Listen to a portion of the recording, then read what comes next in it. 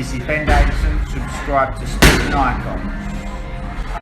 So after around about 2 years now, Tyson Fury has given us a bit more detail over the whole UKAD situation that he went through back in 2015 and 16 and 17 even as well, where he tested positive for nandrolone.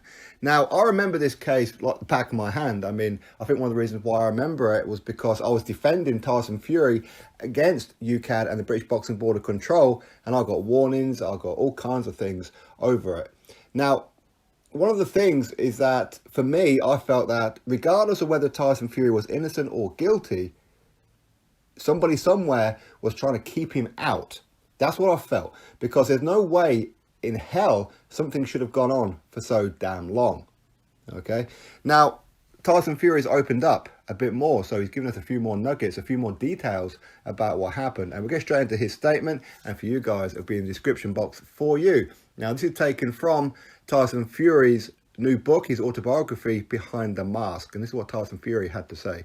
From February 2015 to December 2017, a cloud of suspicion hung over me relating to an accusation that a high level of nandrolone had been found in my system and that of my cousin Hughie Fury. I had to resolve this before I could truly believe I could fight again. I had been tested regularly by the drugs people at UKAD, probably more than most boxers, and when the case with them finally came to conclusion, they were able to list a series of tests that came back negative. The issue of the raised level of nandrolone came in a test in February 2015, but I wasn't made aware of possible charges against me until a long time after that. The body naturally produces nandrolone, but mine had a high level for some reason. I can categorically state, however, that I've never taken any performance-enhancing drugs and never will. The big question did remain after the case was resolved was, why had it taken UKAD so long to sort it out? Why did they leave me in limbo, allowing people to call me a drugs cheat, allowing me to be humiliated like that? I couldn't help feeling at the time that other forces were at work in the background. Boxing is a shady business, and when I reflect on that period, I can't help but feel that if some people felt that they couldn't beat me in the ring, they had to get me out of boxing another way. But God was on my side, and when God is on your side, you should know you should never be afraid of anyone. When the case did come to a conclusion, the statement by UKAD made it clear that they could not establish why I had that raised level of nandrolone. The case cost over £1 million in lawyers' fees, and was discussed in the press that had I won the case, which I know I would have done, then it would have left UKAD bankrupt. But that could have easily have meant another 3 or 4 years battling it out in court. Anyway, the case was finally cleared up, and I could seriously start thinking about fighting again. So that's Tyson Fury. Now, I remember covering a lot of this, including the fact that had Tyson Fury had pushed it even further, yes, UKAD would have been in deep, deep water financially, because we already know that these guys had a little bit of history of losing a hell of a lot of money in the past. And if Tyson Fury had pushed it a little bit harder, then these guys would probably not be in existence today because of it. But we knew that Tyson Fury, he accepted a partial guilt, which meant that he got a 2-year backdated ban, just so he can get back in the ring. That's why he accepted it, because he didn't want to drag it through the course any longer, because he'd already been out of the ring for, 2.5, 3 years, whatever it was. So he accepted something for a period that he was already out the ring, just so he can get back in the ring. Again, I remember covering all this as well. Now, for me, while he doesn't quite say it in here, I do believe that a lot of this probably led to a lot of the things that he had, which elevated his levels of depression. Because when you've got something hanging over you and there's nothing in the world you can do about it, what do? You're in limbo, aren't you? So he had people like, all his lawyers working on it. Of course, he had his uncle Peter going through all of that as well. Obviously, with his cousin Hughie, you had Frank Warren coming into it a bit later on. You had Mick Hennessy in it. You had so many people on it, but nobody was getting any kind of resolution. And this is when I started kicking off about it, which is when I started getting some issues myself. So for me, it was always a case of, why is it taking so long? If he failed something, okay, cool. Well, what has he failed on? And let's get it sorted. Let's find out one way or another.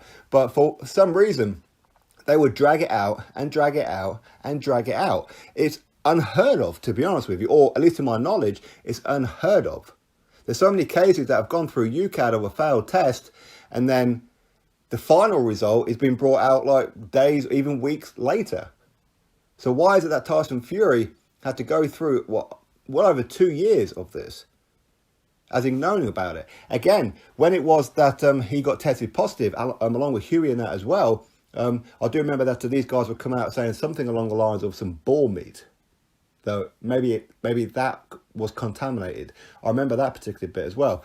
But also, it's a case of he went for about a year or so, and he didn't even know anything about it himself. So he ended up fighting the likes of Christian Hammer and Vladimir Klitschko and didn't know anything about it. And of course, when he found out, which is when the press and everything got hold of it, was in between him having a rematch with Vladimir Klitschko, which ultimately didn't happen, which is why I believe a lot of the depression came from this.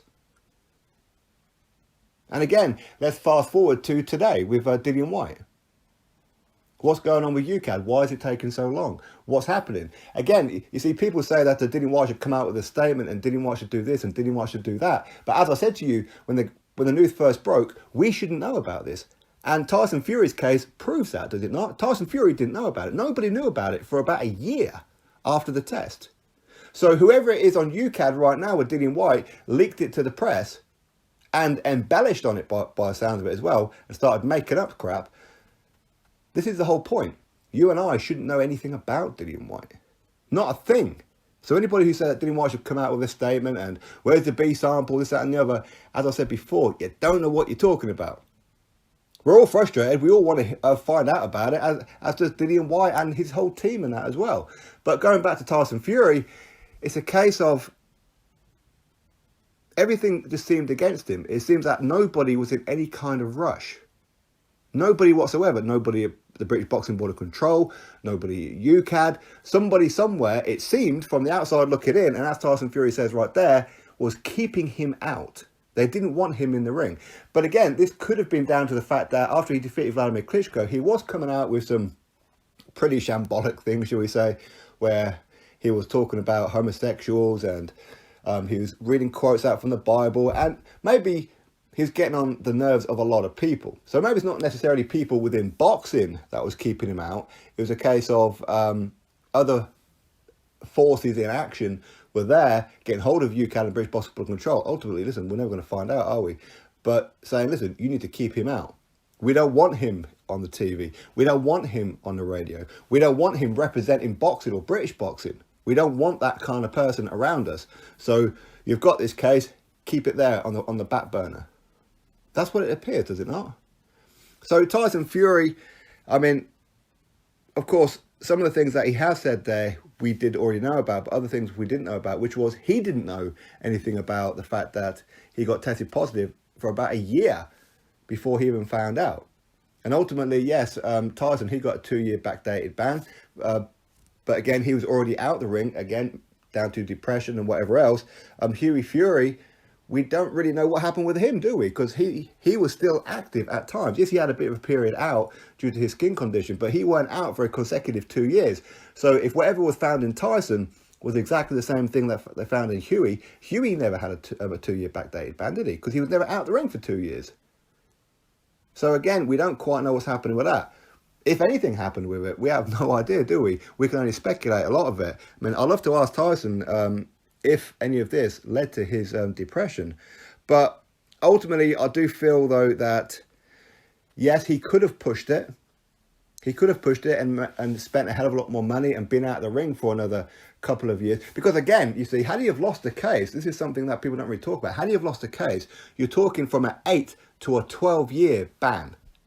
Because it wasn't just the fact that they found nandrolone and what have you, but there was other things as well, that he was refusing tests, not just with UKAD, but with VADA and other things and that as well. So they're all mounting up. So he could have been looking at a 12-year ban. That meant he was never coming back. So that's in part why he took the backdated ban and said, okay, fine, I didn't do anything, but if it means I can get back in the ring and get my license, okay, no worries. Where do I sign? No problem. But of course, since then, because it's officially on his record, people will still slander him a drugs cheat.